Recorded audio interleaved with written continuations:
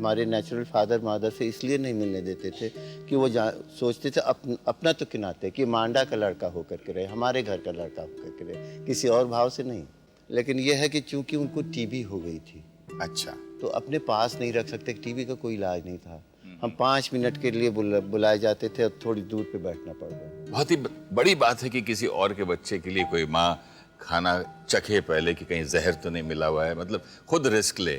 ये आप ही की माता जी करती थी? हाँ जी, वो हमारी माता जी करती थी साहब।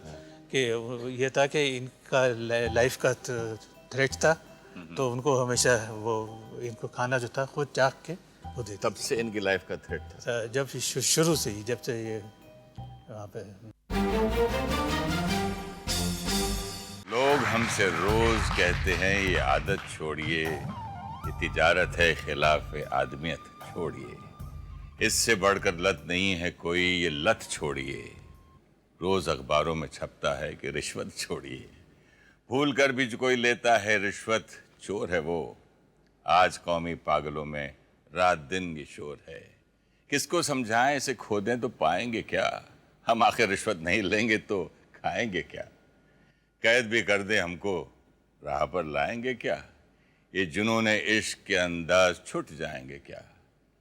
मुल्क भर को कैद कर दे किसके बस की बात है, खैर से सब हैं कोई 2 4 10 की बात है।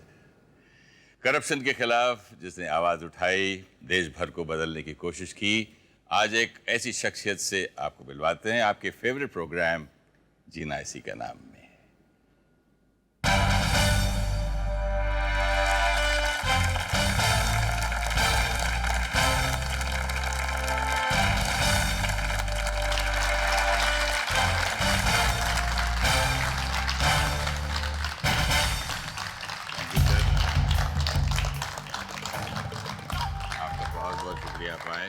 आपकी तबीयत ठीक नहीं है फिर भी आए। आज हमारे प्रोग्राम को आपने 4 चांद लगा दिए। How you feeling now? वाह, अभी तो बहुत अच्छा फील कर रहा हूँ। आप बैठेंगे? तबीयत ठीक कर दी आपने। आपने हमारी तबीयत ठीक कर दी। अच्छा सर, आपसे बात करने से पहले कुछ आपके पॉलिटिकल करियर की तस्वीरें देखें। जरूर।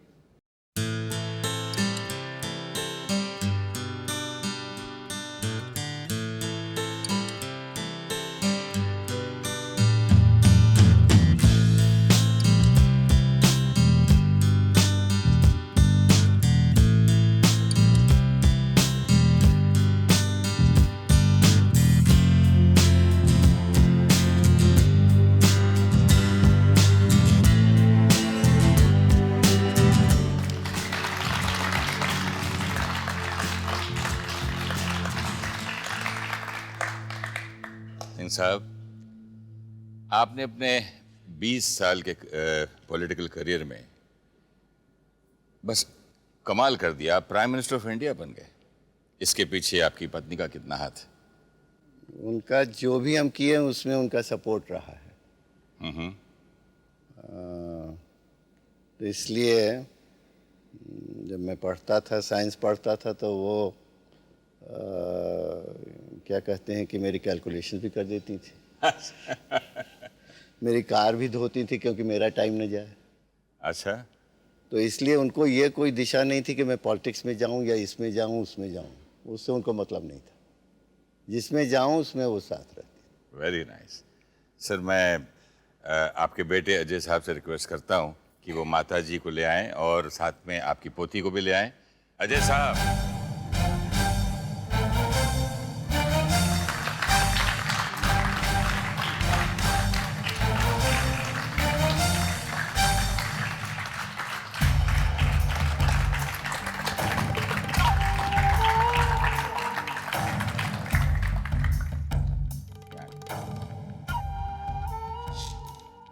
आप एक राजघराने की रानी माँ हैं और फिर आप इनकी गाड़ी भी धोती थी।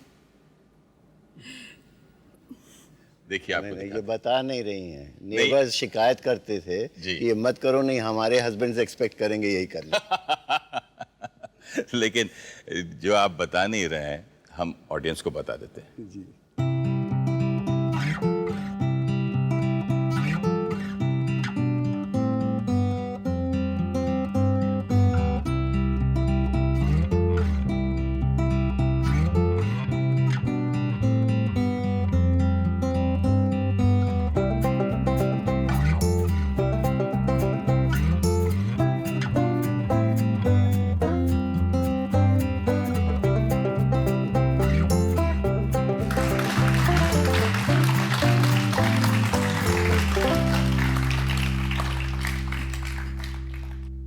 आप मुझसे कह रहे थे कि कुछ खास आप बात करना चाहेंगे अपने डैडी के बारे में। जब मैं पढ़ रहा था, पढ़ाई में मेरी नंबर बड़े कम आते थे। एक बार जब हाई सेकेंडरी का रिजल्ट आया तो मेरे नंबर बहुत कम थे। पिताजी से बहुत डांट पड़ी। उन्होंने ये कहा मुझे कि अगर तुम अपने बूते पे चपरासी बन जाओ तो बहुत बड़ी चीज़ होगी। उस टाइम तो बड़ा बुरा लगा जी। लेकिन उसके बाद उनके ये शब्दों ने मुझे इंग्लैंड भेजा। वहाँ मैंने सीए करा। बाद में बैंकिंग प्रोफेशन मैंने चूज़ किया। उसमें मेरा नंबर आया one of the best bankers in the world. Great. तो अगर ये उन्होंने न कहा होता तो शायद मैं कुछ न कर पाता। देखिए ना, लेकिन ये सब कहने के बाद मैं अपनी माँ के लिए भी कहूँगा कि she is the true unsung hero of the family. तो भाई आपने जो ये धोती पहना है, कुर्ता पहना है, ऐसे लग रहा है आप भी एक पॉलिटिशियन है। क्या आपने इन्हें कभी कहा नहीं कि भाई इस लाइन में आ जाएं, या आपके नहीं, बच्चों ने जो फैसले किए अपने किए। जैसे हम बचपन में सुनते थे एक था राजा एक थी रानी, उसी तरह एक था राजा जिसकी अपनी खुद की कोई औलाद नहीं थी। उसने दूसरे राजा के घर से एक बेटा लिया, उसे अडॉप्ट किया और उसके बाद जिंदगी भर मरते दम तक उसे अपने माँ बाप से कभी मिलने नहीं दिया। इसकी कुछ तस्वीरें पहले देख लें सर।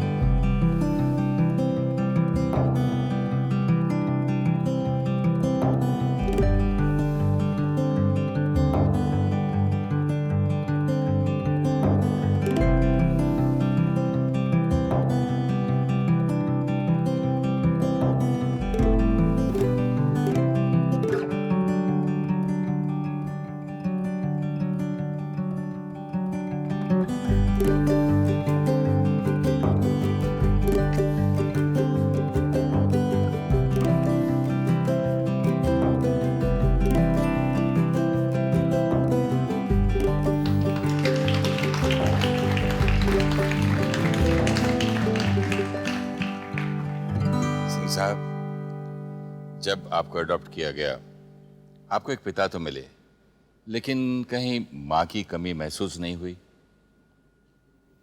अब ये है कि हमारे अडॉप्टिव फादर बहुत ही हमारा ख्याल रखते थे। ये ज़रूर था कि वो अगर हमको हमारे नेचुरल फादर मदर से इसलिए नहीं मिलने देते थे कि वो सोचते थे अपना तो किनाते कि मांडा का लड़का होकर के रहे, हमारे घर का लड़का होकर के रहे, किसी और भाव से नहीं। लेकिन यह है कि चूंकि उनको टीबी हो गई थी, अच्छा, तो अपने पास नहीं रख सकते। टीबी का कोई इलाज नहीं था। हम 5 मिनट के लिए बुलाए जाते थे और थोड़ी दूर पे बैठना पड़ता था। तो मैनेजर जो पहले वो एक अंग्रेज़ मैनेजर था, उसके पास रहना पड़ता था। तो वहाँ हमको नहीं अच्छा लगता था। अच्छा। तो उसके बाद मिस्टर कुक। हाँ, मिस्टर कुक। अच्छा। तो उसके बाद अमर सिंह हुए मैनेजर आए जी। और वो उन्होंने पूरा हमको घर दे दिया, परिवार दे दिया। ऐसा उन्होंने उनके अमर सिंह, मिसेज अमर सिंह और उनके बच्चे जितने हैं, जो अभी हमने तस्वीरें देखी थी, जी उन्हीं के उसमें, हाँ अमर उन्हीं के सिंह, हाँ उनके उन्हीं की फैमिली के साथ है जी। और उन्हीं के वही घर में रहते। तो होली के टाइम का है। तो वो उन्होंने घर ऐसा दिया कि जब हमारे नेचुरल फादर मदर हमको लेने गए आए, हाँ।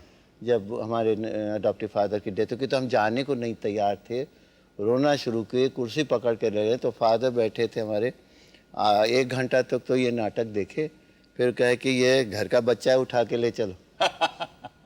फिर उठा के गाड़ी में रख लिए और फिर रोज शाम को हम रोते थे। तो उन तस्वीरों में से एक बच्चा आपसे मिलना चाहता है, बुलाएं। जी बोले, जरूर बोला। आइए प्लीज।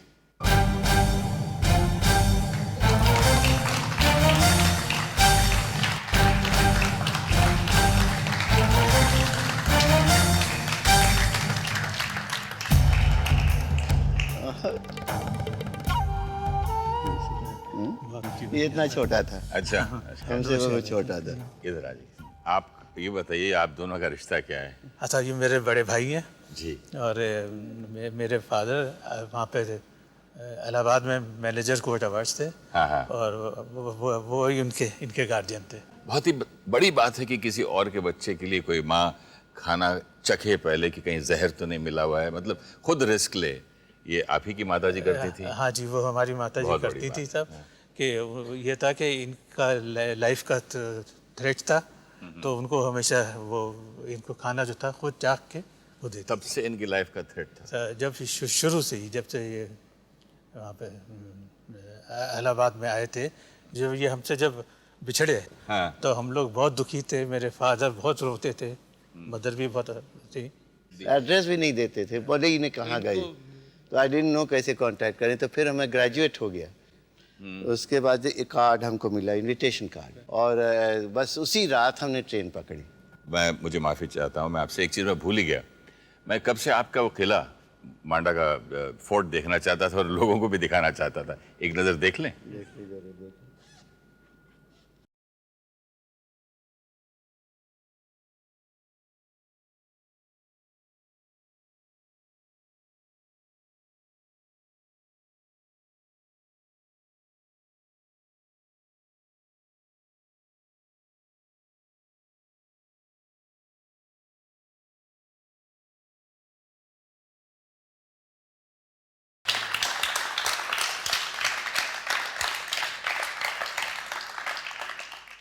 आपने जब मतलब आपने पॉलिटिक्स का सोचा भी नहीं था, तब भी आपने एक सड़क बनाई थी। हाँ। और एक स्कूल बनाया था। हाँ। याद है आपको? हाँ। स्कूल? हाँ। स्कूल के बच्चे आपसे कुछ कहना चाहते हैं। अच्छा, देखिए। उसमें मैंने ईंट भी ढोया है। देखिए माननीय क्या राजा कहते साहब हैं। नमस्ते। मैं गोपाल विद्यालय में 9th क्लास में पढ़ती हूँ। इस विद्यालय को आपने अपने हाथों से ईंटें ढो ढो कर बनवाया था। 1952 में जब आपने यह विद्यालय खोला तो इसमें केवल 7 ही लड़के पढ़ते थे। आज आपके इस विद्यालय में 2400 छात्र हैं। इस विद्यालय के सभी छात्रों की तरफ से आपको बहुत बहुत धन्यवाद। भैया साहब प्रणाम। आज के 50 वर्ष पहले जुलाई 57 में इस विद्यालय की स्थापना करके आपने इस क्षेत्र को एक रोशनी दी है, और ये क्षेत्र आपकी हमेशा हमेशा आपके शुभ की कामना करता है, आपके स्वास्थ्य की कामना करता है। और हमारी ये आकांक्षा है, हृदय से आकांक्षा है कि एक बार आप कोराव में अवश्य आएँ।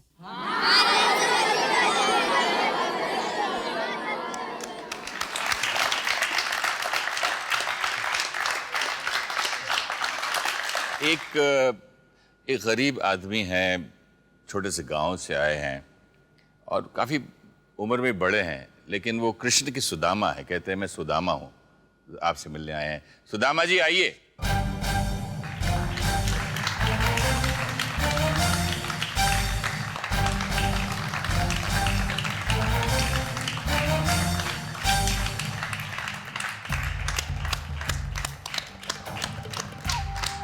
अरे शिवनाथ, हमको दिखाई नहीं दे रहा है। हेलो भैया हाँ?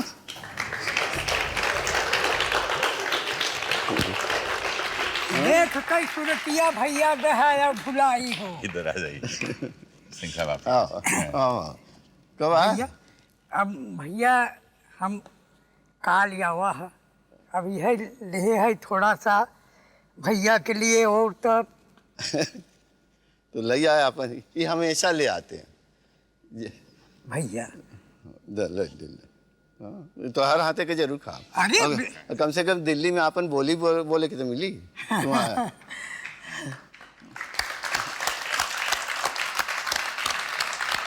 आप यहाँ खड़े हो जाइए। बस सिंह साहब, आपसे रिक्वेस्ट करूंगा कि सुदामा जी का असली नाम आप बताएं और इनकी कुछ। ये अच्छा हाँ हम बताई बताओ ना। भैया। आपका नाम तिवारी जी? हमारा शिवनाथ राम नाम बा। हाँ जी। और भैया का हमारे श्री विश्वनाथ प्रताप सिंह। अच्छा।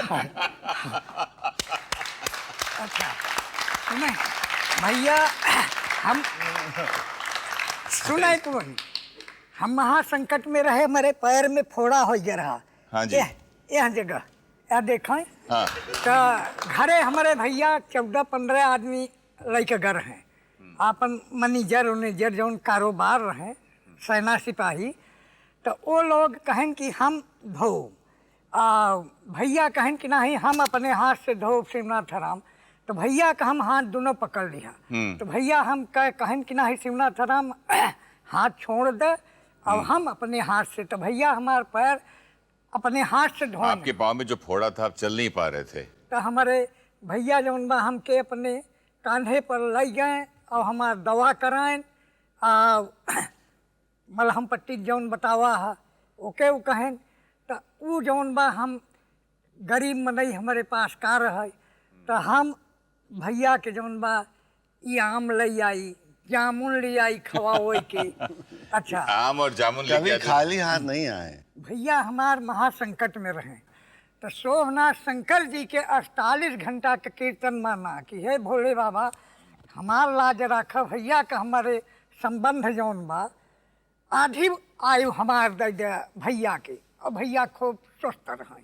अच्छा, जो आप नदी में साथ साथ खेलते थे, तैरते थे, कूदते थे, वो बात बताइएगा। नदी में जौन बा तो जैसे कि इतना ऊंचा करार रहे, वहाँ से कूदा जाए और काफी उसका पौड़ा जाए। अभी हाथ रहे नहीं तो मैंने बताई कि लाइए मैं पकड़ लेता हूं, आप बताइए कैसे। अभी समझ लें कि जैसे कि अब कूदत जाए वहाँ से ना, जी। कूद के तब पुण्य करे बाद तब ऐसे जौन बा ऐसे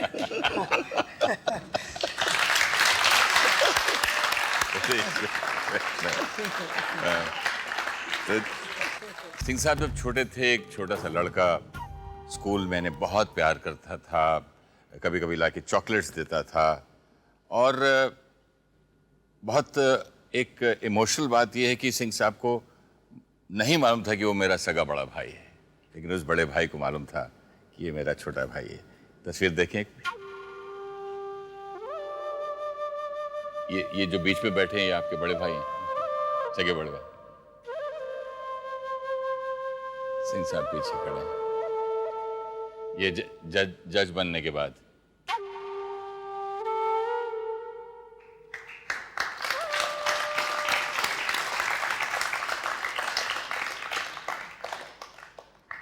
सिंह साहब, एक छोटे से बच्चे के क्या एक ट्रॉमेटिक एक्सपीरियंस नहीं है ये कि उसको कितना दर्द होता होगा कि मेरा सगा छोटा भाई है लेकिन मैं इसे मिल नहीं सकता, बात नहीं कर सकता, बता नहीं सकता। मुझे याद है कि एक दिन हमको जो रेसेस होता है लंच के लिए, एक लड़का है हमसे बड़ा, और हमको मैग्नोलिया आइसक्रीम तक चलती थी, तो क्वालिटी वगैरह नहीं था, तो वो एक आइसक्रीम दिया। अच्छा। और फिर वहीं बता दिया कि हम तुम्हारे बड़े भाई हैं। कैसा लगा आपको? बहुत अच्छा लगा, और कहा तुम घर में मत बताना, नहीं तुमको दूसरे स्कूल में डाल देंगे। ऐसा मतलब? और फिर यही नहीं, वहाँ पर पनिशमेंट मिलता था कि सम अरिथमेटिक सम गलत हो जाए, स्पेलिंग हो तो इतने बार लिखो और वो कर ले आओ। तो सैटरडे संडे छुट्टी होती थी, मंडे को लाना पड़ता था, तो फ्राइडे को हमारी सब कॉपीज ले लेते थे, हमारे सब पनिशमेंट वही लिखते थे। इसीलिए जब उनकी डेथ हुई डकॉइट्स की, ने मारा, जब हम चीफ मिनिस्टर थे, तो हमको लगा जैसे हमारे जब बचपन थे तो हमारे लिए हमारी सज़ा वही भोगते थे, शायद मेरी सज़ा उन्होंने अभी भी वही भोगी है। ये डेकॉइट्स ने क्यों उन्हें मारा? मतलब वो कोई आपने उस जमाने में एक वो दिया था कि मैं डकैती खत्म कर दूंगा। उससे नहीं था, वो असल में कुछ उनको भ्रम हो गया। वो गए शिकार में, तो लौट रहे थे, तो ये डकॉइट्स बंदूक के पीछे रहते हैं कि नहीं जाने कौन है कि बंदूक ले लेंगे। और बच्चों ने शिकार का प्रोग्राम है, एक दिन टाल गए, दूसरे दिन गए, वो गए, लौटते वक्त जो है वो एम्बुश डाला डकैतों ने, और उसी में फायरिंग में उनके ऊपर पूरे बुलेट्स लग गए। अकेले थे वो बच्चे थे उनके साथ, उनको लगी और वो हमारे भतीजे को।